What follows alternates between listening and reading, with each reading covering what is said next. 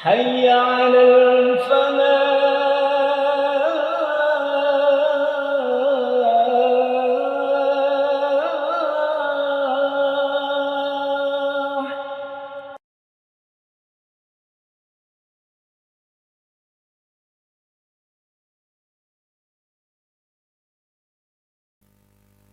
Tema yang kita angkat pada malam hari ini adalah adakah azab kubur? Ya, seperti dari pembahasan sebelumnya jelas ada. Mengapa kita angkat secara khusus ini? Itu karena memang ada sebagian kalangan. Kalau dari para ulama lintas kelompok, lintas mazhab Ahlussunnah wal Jamaah, itu sepanjang sejarah telah terjadi ijma di antara mereka, konsensus kesepakatan bahwa ada yang namanya azab kubur dan ada nikmat kubur. Jadi nikmat kubur bagi orang-orang beriman, yang saleh, yang taat, dan azab kubur bagi orang-orang kafir dan orang-orang jahat. Itu ditegaskan atau disebutkan di dalam Al-Quran. Memang tidak ada di dalam ayat Al-Quran itu yang secara eksplisit menyebutkan tentang azab kubur gitu. Tapi ada ayat-ayat yang oleh para ulama ditafsirkan itu maksudnya adalah azab kubur. Nanti kita akan sebutkan sebagainya. Tapi yang eksplisit, yang jelas, itu di dalam hadis-hadis. Dan yang lebih jelas lagi adalah telah terjadi ijma, konsensus, kesepakatan di antara seluruh ulama Ahlussunnah wal Jamaah sepanjang sejarah. Tapi ada sebagian kalangan, kalau dari zaman dulu, itu yang mengingkari adanya azab kubur itu adalah mereka-mereka yang memang pengingkar sunnah atau pengingkar hadis. Seperti kaum Mu'tazilah. Kaum Mu'tazilah itu kan kaum rasionalis. Lebih mengedepankan akal dan logika. Jadi ayat-ayat yang menurut mereka tidak masuk akal itu kalau menurut tafsir para ulama, menurut mereka ini tidak masuk akal, tentu akal mereka maksudnya, itu mereka akan takwilkan, mereka akan tafsirkan sesuai dengan pemahaman yang mereka pahami. Tidak mengikuti tafsir para sahabat, tafsir para tabi'in, tafsir para ulama mufassirin. Mereka tidak berani kalau mengingkari Al-Quran ayat, tapi mereka takwilkan. Tapi kalau untuk hadis, itu tidak peduli. Jadi alat ukur mereka tentang hadis itu bukan sahih dhaifnya menurut para ulama. Riwayat Bukhari, Muslim, Tirmidzi dan seterusnya. Tapi yang menjadi penentu diterima tidaknya hadis itu adalah akal mereka. Hadis itu meskipun riwayat Bukhari, Muslim, muttafaqun alaih, tapi kalau menurut mereka nggak masuk akal tidak diterima. Mereka tolak. Nah, ini yang salah satunya adalah menyerat mereka kepada pengingkaran terhadap adanya azab kubur. Mereka mengatakan azab kubur tidak ada.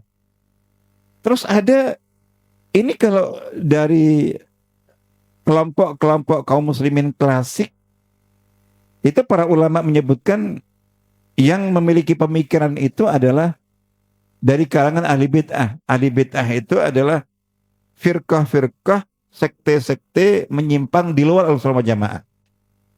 Ya seperti yang tadi, yang paling utama Mu'tazilah, kaum rasionalis. Tapi di zaman kontemporer itu ada sebagian kalangan yang juga menolak dan mengingkari adanya azab kubur itu. Ya di sini kita tidak mengatakan bahwa mereka kaum Mu'tazilah atau neo Mu'tazilah. Karena mungkin dalam hal-hal yang lainnya tidak sama dengan Mu'tazilah. Tapi mereka ada pengaruh. Jadi mungkin pemikiran mereka bisa dikatakan terkontaminasi dengan kaum Mu'tazilah itu. di bab ini salah satunya. Dan sebagai catatan, salah satu faktor penyebab penyimpangan akidah sejak dulu sampai sekarang, itu yang paling utama, faktor penyebab itu mungkin dua. Yang pertama adalah penggunaan akal dan logika.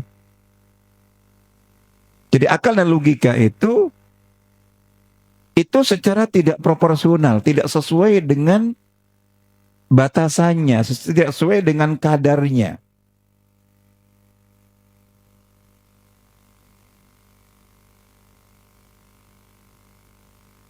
Saya sering mungkin dalam bahasan-bahasan tentang akidah itu menyatakan bahwa ketika kita membahas tentang akidah dan keimanan, salah satunya tentang alam barzakh itu kan, nah, salah satu karakteristik akidah Islam itu adalah akidah Islam itu bersifat ghaibiyah.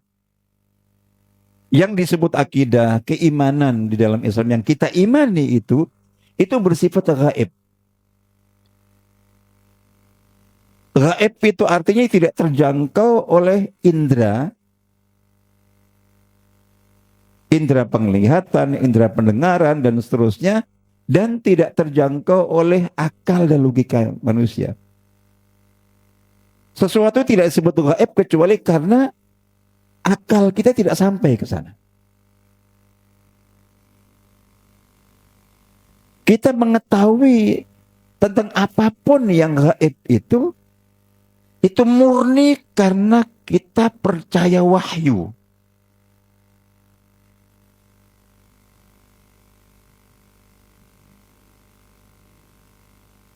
Adanya malaikat. Terus kemudian ya, pertama tentang Allah Ta'ala. Kalau tentang Allah mungkin ada peran logika. Tentang adanya Tuhan, pencipta, penguasa alam raya. Mungkin secara logika umum, iya. Tapi detailnya setelah itu wahyu. Setelah itu malaikat. Tentang kitab-kitab, Rasul. Terus hari akhir nanti, setelah ini nanti kita akan membahas agak panjang barangkali tentang tahapan setelah tahapan kematian dan alam barzakh. Itu adalah kita membahas tentang tanda-tanda kiamat. Hari kiamat sampai surga neraka dan semacam itu. Terus takdir itu tidak masuk akal semuanya. Di luar nalar. Tidak terjangkau. Dan semua yang ada di alam gaib itu seperti jin itu tidak masuk akal. Makanya orang-orang ilmuwan barat itu kalau murni dengan akal dan ilmu mereka itu mengingkari adanya jin. Kita percaya itu karena kita beriman kepada surat Al-Jin. Ayat-ayat yang membahas tentang jin di dalam Al-Quran. Dan juga hadis tentang jin dan seterusnya. Begitu juga tentang ini. Nah, jadi yang tadi kita sebutkan bahwa salah satu faktor penyebabnya adalah jadi menggunakan akal dan logika itu dalam pemahaman dan pendekatan tentang akidah. Itu salah satunya. Yang kedua, tentu banyak faktor yang lainnya ya.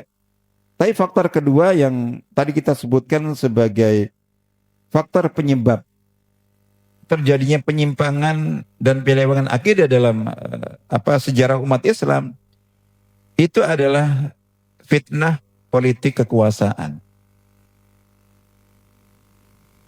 Jadi kalau Mu'tazilah, Khawarij dan lain-lain itu adalah lebih ke logika.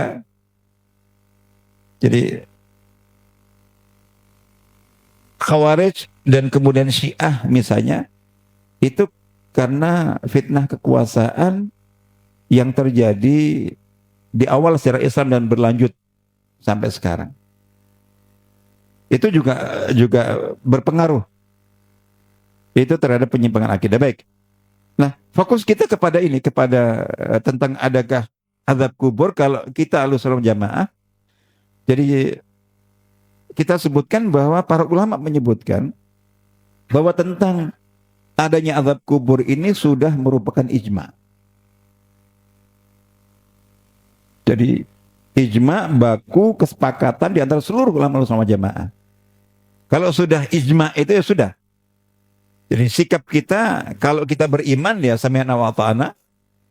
Kalau kita beriman ya kita menyatakan kita beriman kepada apa yang sudah menjadi ijma itu.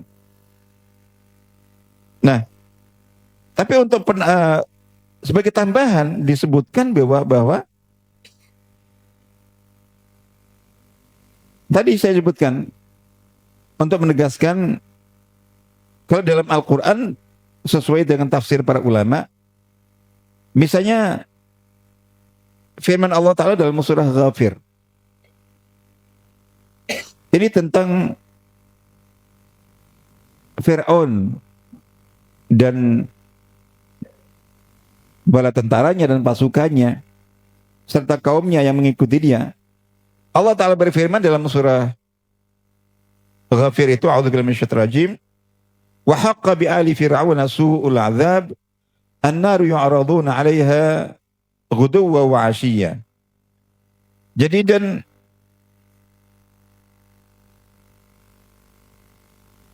bala tentara Fir'aun, keluarga Fir'aun, tentu selain istrinya, itu tertimpa mereka itu azab yang buruk. Berupa apa? An-nar. Jadi mereka akan disiksa di dalam api neraka. Nah, api neraka itu yu'raduna 'alaiha ghuduwwan wa 'ashiyya. Jadi yang sudah kita sebutkan sebelumnya bahwa untuk orang beriman setelah menjawab pertanyaan malaikat mungkar nakir, itu kan setelah itu kemudian dibukakan pintu dia itu ke surga dan disebutkan di sini bahwa ditunjukkan dulu bahwa itu neraka. Ini apa neraka? Ditunjukkan, inilah tempatmu seandainya kamu kafir dan durhaka waktu di dunia. Tapi karena engkau beriman, maka Allah menggantinya dengan surga. Kemudian ditunjukkan itu jalan ke surga, dan inilah yang nanti akan kalian tempati.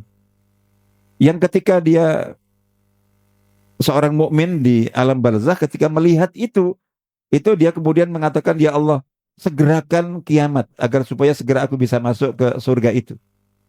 Terus setelah itu dilapangkan kuburnya, diberi cahaya, dan disebutkan bahwa dia mengalami, jadi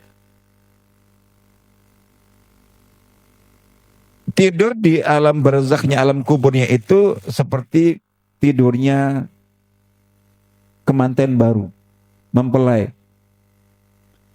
Intinya ini. Nah, sebaliknya disebutkan bahwa untuk orang kafir, untuk orang jahat, dikatakan bahwa ditunjukkan surga, ini loh tempatmu seandainya engkau beriman. Tapi karena engkau kafir, maka tempatmu di neraka, ditunjukkan neraka itu. Jadi, dan sampai kepada mereka panasnya dan sebagainya itu, dan dikatakan bahwa ya Allah, jangan adakan hari kiamat, karena tidak ingin mereka kalau hari kiamat masuk ke sana itu.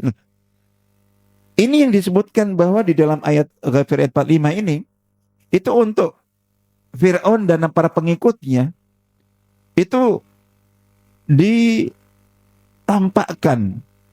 ditunjukkan kepada mereka, kepada Fir'aun dan para pengikutnya itu, neraka jahanam yang akan mereka tempati itu ditunjukkan setiap pagi dan petang.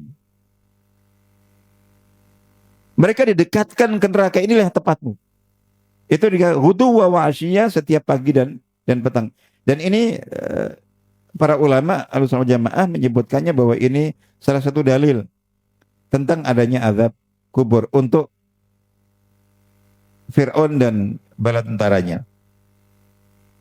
Lalu di dalam surah At-Tur misalnya Allah Ta'ala berfirman, a'udzubillahi minasyaitonir rajim, wa inna lilladzina zalamu 'adzaban duna dzalik walakinna aktsarahum la ya'lamun. Dan sesungguhnya bagi orang-orang yang zalim itu ada azab duna dzalik. Ini ayat ini sebelumnya berbicara tentang azab akhirat.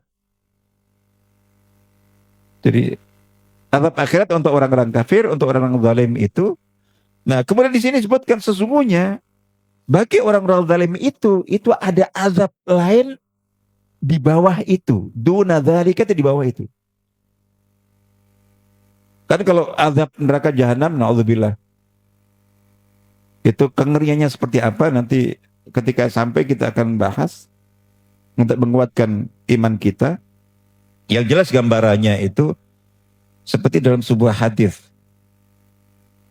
Jadi kita membayangkan saja tidak bisa.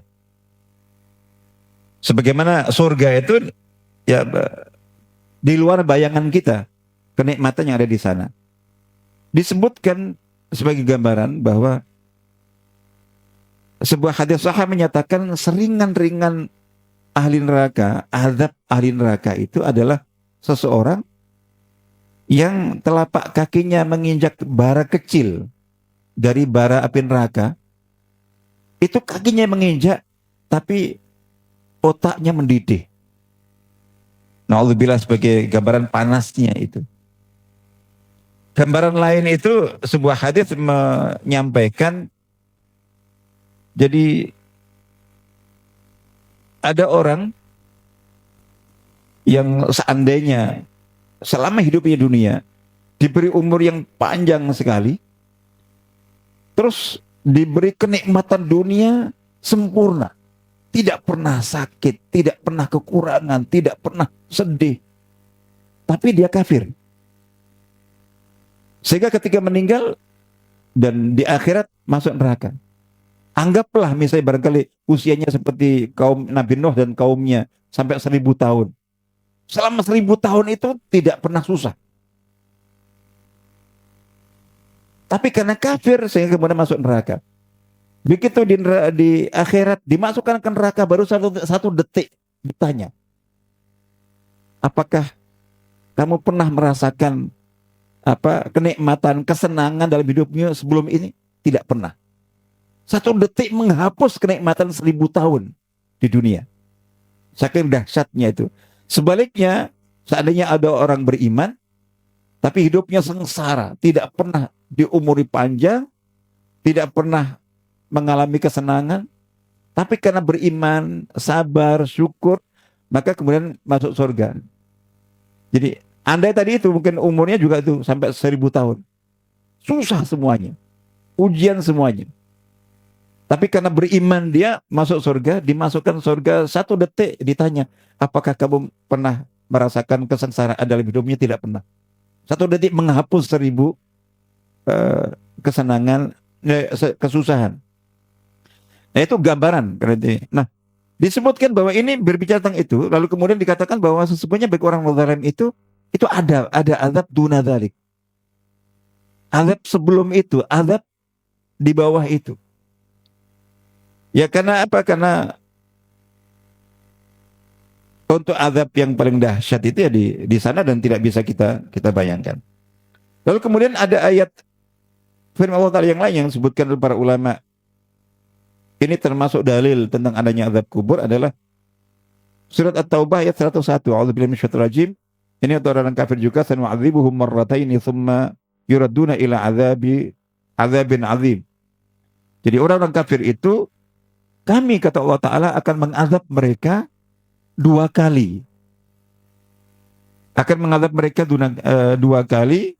Kemudian mereka akan dikembalikan kepada azab yang besar. Nah, azab azim itu di akhirat. Sebelum itu ada azab 2 kali. tafsir para ulama, azab yang pertama adalah azab di dunia, dan azab kedua adalah azab di kubur. Itu beberapa ayat. Jadi saya katakan bahwa memang tidak ada ayat yang secara eksplisit menyebutkan tentang azab kubur itu dengan teks azab kubur dalam Quran, tapi para ulama menyimpulkannya dari tafsir-tafsir. Yang secara jelas menyebutkan tentang azab kubur itu adalah di dalam hadis. Jadi, dan para ulama menyebutkan bahwa hadis-hadis tentang azab kubur, bahwa ada azab kubur itu, baik yang menceritakan tentang bentuk azabnya, jadi jenis azabnya, atau diazab karena apa, atau juga doa-doa permohonan perlindungan yang Nabi SAW contohkan dan ajarkan agar kita baca, yang semuanya itu menyimpulkan bahwa ada yang namanya azab kubur bagi orang-orang kafir dan jahat, ada nikmat kubur bagi orang-orang beriman dan bertakwa. Itu hadis-hadis itu disebutkan sampai ke derajat mutawatir hadisnya. Tapi mutawatir ini dalam ilmu hadis itu dari apa, kalau dilihat dari banyaknya perawi hadis itu disebut ada hadis mutawatir, ada hadis ahad namanya. Mutawatir itu adalah hadis yang diriwayatkan dengan jumlah perawi di setiap sanadnya itu yang sangat banyak. Sementara ahad itu yang diriwayatkan sedikit atau paling tidak, kalaupun banyak tidak sampai ke syarat mutawatir. Biasanya jumlahnya itu minimal 10 perawi di setiap jenjangnya. Sedikit sekali. Nah, mutawatir itu hadis yang mutawatir itu ada dua. Ada mutawatir lafzi, ada mutawatir maknawi. Artinya mutawatir lafzi itu mutawatir redaksinya, teksnya. Satu nas hadis itu mutawatir. Ini sedikit sekali. Salah satu yang terkenal sekali biasa disebutkan para ulama itu adalah hadis Nabi SAW yang berbunyi, man kadzaba alayya muta'ammidan faqad maq'adu minan nar. Barang siapa yang berdusta atas namaku, jadi pembuat hadis palsu, penyebar hadis maudhu, itu dikatakan bahwa barang siapa yang berdusta atas namaku, meriwayatkan hadis-hadis maudhu dan palsu, itu maka siap-siaplah mengambil tempat duduknya di neraka. Ini hadis ini mutawatir diriwayatkan oleh jumlah sahabat yang banyak sekali, tabi'in lebih banyak lagi, tabi'in lebih banyak lagi, dan seterusnya. Itu banyak. Itu satu ini yang disebut mutawatir lafzi. Yang mutawatir itu redaksinya, teksnya, nasnya. Satu hadis dengan teks tertentu itu diriwayatkan dengan perawi yang sangat banyak sekali.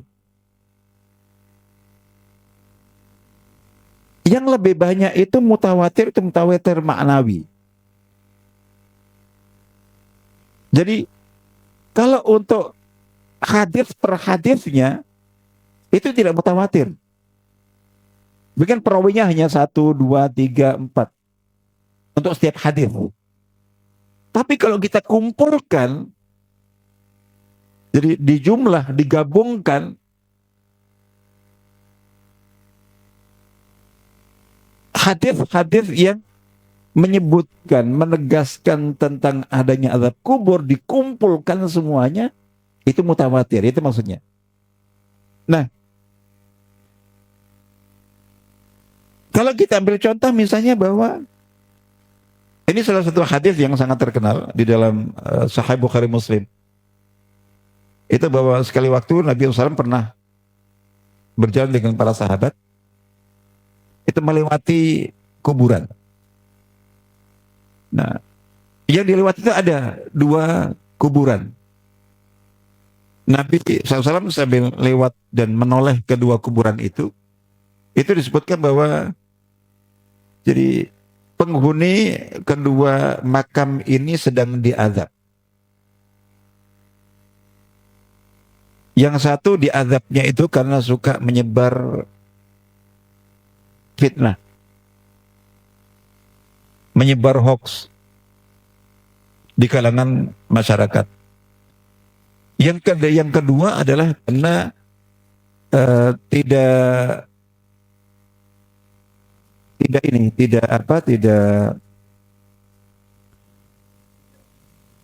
ada 2. Jadi ada yang tidak istinja tafsirnya, atau ada yang ketika buang hajat itu tidak istinja di tempat yang terlihat, tidak menutup auratnya. Ini hadis Bukhari Muslim muttafaqan alaih, yang paling terkenal yang kita sebutkan tadi.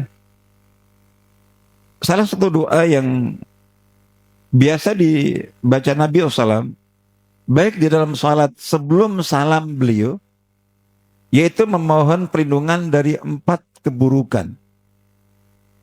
Nabi SAW bersabda, "Idza tashahhada ahadukum au idza faraga ahadukum min at-tashahhudi al-akhir," jika salah seorang di antara kamu selesai membaca tasyahud tahiyat dalam tasyahud akhirnya, maka hendaklah dia memohon perlindungan kepada Allah Ta'ala dari 4 keburukan. Min adzabi jahannam, wa min adzabil qabri, wa min fitnatil mahya wal mamat, wa min fitnatil masiihid dajjal. Jadi kita diperintahkan untuk berlindung dari, pertama dari azab kubur, azab jahannam, neraka jahannam. Yang kedua dari azab kubur. Yang ketiga dari fitnah kehidupan dan kematian. Dan yang keempat dari fitnah dajjal. Hadis ini dalam Sahih Muslim, dalam Sahih Bukhari,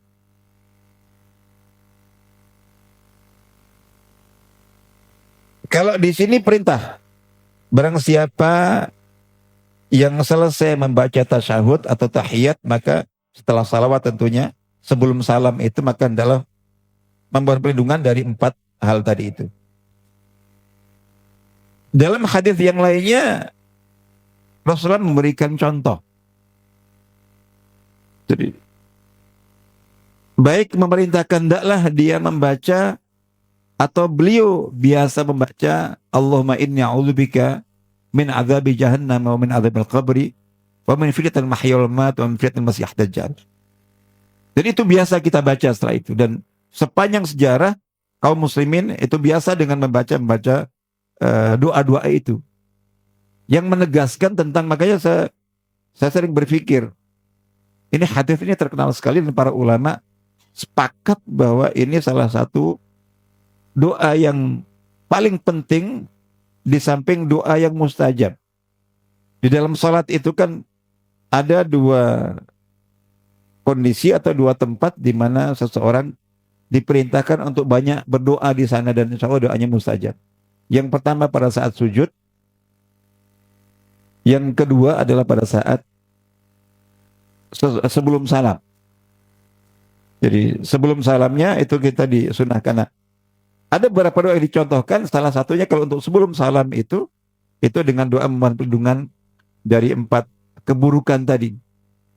Dari azab neraka jahanam, dari azab kubur, dari fitnah hidup dan mati, dan dari fitnah dajjal. Di dalam,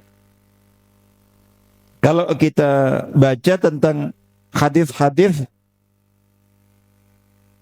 seperti hadis Bara bin Azib yang menyampaikan apa yang dialami oleh seseorang pada saat di alam barzakh atau di kuburnya sesudah ditanya oleh malaikat, disebutkan ketika ketika yang meninggal itu orang-orang kafir, seperti yang kalau orang dikatakan di sini di antara bentuk siksaannya itu thumma yudrabu bimatariq min hadid darbatan baina udhanaihi fayasih sayhatan yasma'uha man yalihi ghairu thaqalain. Selain yang tadi disebutkan, setelah orang yang kafir, orang durhaka itu ditanya dua malaikat dan tidak bisa menjawab, itu kemudian dikatakan dan ditunjukkan tempatnya di neraka, terus kemudian disempitkan kuburnya, di antaranya adalah disiksa. Di dalam hadis ini disebutkan bahwa dia dipukul itu dengan na'udzubillah palu di antara kedua telinganya, berarti di tengkuknya atau di kepalanya itu, yang dari pukulan itu kemudian dia teriak. Teriakan itu bisa didengar oleh semua makhluk yang ada di sekitar kuburan itu kecuali manusia dan jin. Jadi kecuali manusia dan jin. Itu tidak bisa, jadi mungkin ayam, mungkin burung, mungkin macam itu, kambing bisa mendengar. Tapi manusia dan jin yang tidak bisa mendengar. Jadi kalau mengapa? Ya tentu ada hikmahnya. Artinya pertama adalah bahwa di satu sisi itu kalau seandainya ketika azab itu diperdengarkan, ya tentu pertama akan sangat menakutkan. Yang kedua akan jadi fitnah. Ini ada teriakan. Ini kan belum tentu misalnya keteriakan di sini pasti persis. Nanti saling tuduh ini semacam begitu, dan akhirnya menjadi fitnah kehidupan. Padahal orang ketika meninggal itu sudah putus hubungannya dengan dunia ini dan setelah itu fokus. Terus yang ketiga itu agar supaya yang namanya azab kubur itu, kan azab kubur kita sebutkan bahwa apa yang wajib kita imani dari semua rukun iman itu kan gaib.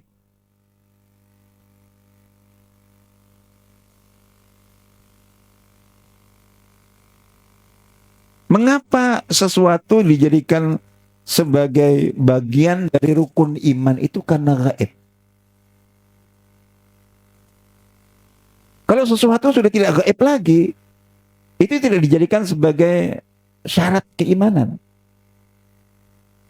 Jadi manfaat dan nilai keimanan kita kepada apa-apa yang wajib kita imani itu adalah ketika yang kita imani itu masih bersifat gaib.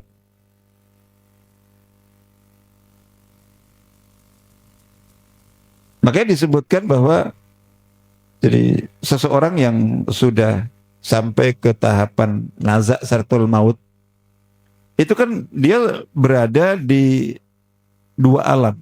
Masih di alam dunia karena dia masih hidup, belum dicabut rohnya. Tapi dia juga sudah ada di sebagian alam akhirat, alam kematian. Disebutkan bahwa bagi orang yang nazak itu sudah ditampakkan sebagian dari alam kematian. Sudah bisa melihat, diperlihatkan kepada dia. Nah, ketika seseorang yang menjelang ajal itu kemudian beriman, dalam surat Yunus Allah Ta'ala bercerita tentang bagaimana kematian Fir'aun. Fir'aun yang ketika masih jaya-jayanya, ketika masih kuasa-kuasanya, sampai mengaku dan menyatakan ana rabbukumul a'la. Aku adalah Tuhanmu yang paling tinggi. Ngaku sebagai Tuhan. Tapi persis ketika hampir tenggelam itu Fir'aun yang pernah ngaku sebagai Tuhan itu menyatakan beriman. Tapi saat itu pintu iman sudah ditutup. Sama seperti orang-orang yang mungkin beriman. Ketika nazar atau menjelang nazar itu beriman, nah itu saat itu pintu iman sudah ditutup, pintu tobat sudah ditutup. Mengapa? Itu karena keimanannya itu sudah tidak bil ghaib. Dia beriman bukan kepada yang gaib, tapi beriman kepada yang sudah dia lihat, yang sudah dia saksikan. Kita sekarang diwajibkan, nanti kita bahas tentang tanda-tanda hari kiamat. Ada tanda kecil, ada tanda besar. Utamanya tanda besar nanti. Turunnya Nabi Isa alaihissalam dari langit, kemudian munculnya Dajjal, munculnya Ya'juj Ma'juj, terbitnya matahari dari barat. Itu semuanya bagian dari cakupan prinsip-prinsip keimanan. Kita beriman sekarang. Kita dikatakan kita beriman karena beriman kepada bahwa itu benar dan pasti akan terjadi. Dari mana kita beriman? Ya dari wahyu. Al-Quran dan hadis yang menegaskan itu, maka kita percaya kepada pemberitaan wahyu. Itu iman. Itu iman. Tapi ada orang-orang yang nggak percaya itu, nggak masuk akal, nggak benar. Nah, semua orang yang mengingkari itu nanti pada saatnya ada di antara mereka yang menangi. Jadi bisa melihat dan menyaksikan hidup sampai saat itu terjadi. Itu ketika melihat, menyaksikan matahari betul-betul terbit dari barat, saat itu mereka beriman. Percaya. Tapi iman dan kepercayaannya sudah tidak bermanfaat. Mengapa? Karena dia berimannya itu bukan kepada yang gaib. Dia beriman kepada apa yang sudah dilihat, yang disaksikan. Jadi kayak gitu. Nah, ini yang penting untuk kita tegaskan dalam konteks ini. Jadi mereka-mereka yang mengingkari adanya azab kubur itu pertama sebabnya adalah karena mereka menyatakan bahwa syarat hadis yang menjadi dasar dalam keimanan dan akidah itu harus mutawatir. Maksudnya mutawatir lafzi, mutawatir teksnya. Para ulama mengatakan ini mutawatir, meskipun mutawatir maknawi, keseluruhan riwayat hadis tentang azab kubur itu mutawatir. Tapi yang paling utama, faktor penyebab mereka mengingkari azab kubur itu adalah karena mereka memakai logika dan akal. Ketika disebutkan ada hadis yang menjadikan setelah malaikat mungkar nakir menanyai orang kafir, orang jahat, kemudian mereka tidak bisa menjawab, kemudian dihukum. Itu dikatakan dalam hadis itu bahwa mereka dipukul, mereka dicambuk. Di hadis lain, sebentar, dicambuk dan dihimpit dengan dengan tanah sampai tulang belulangnya sampai iga-iganya itu patah. Nah, intinya sampai remuk. Jadi itu dikatakan gitu. Lah, ini nggak masuk akal. Apalagi ketika dikatakan bahwa mereka itu datang malaikat mungkar nakir, kemudian didudukkan.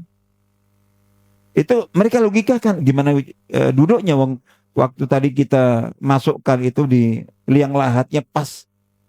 Gimana cara duduk? Itu dilogikakan, dipikirkan. Jadi gitu.